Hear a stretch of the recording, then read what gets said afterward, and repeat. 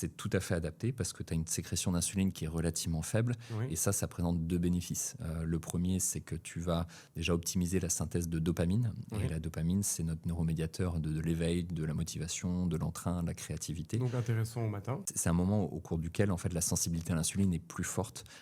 Donc le fait de limiter une charge, d'éviter d'avoir une charge insulinique trop forte, à ce moment-là, c'est plutôt intéressant aussi, quoi. Ok. J'ai pas compris quelles données je devais tirer de. J'ai aussi des récepteurs dans mon foie, dans mes muscles et dans tous mes tissus. Et c'est des gènes qui vont moduler l'information en fait pour les organes et notamment au niveau du muscle. Quand tu as du mouvement musculaire, c'est une information qui est normalement réalisée au cours de la journée parce qu'on est justement un mammifère diurne. Et donc simplement retenir qu'on est fait pour bouger et être dans du mouvement musculaire et que le fait d'être en mouvement va induire en fait toute une série d'informations. Et tu connais peut-être cette notion de BDNF, de facteur neurotrophique.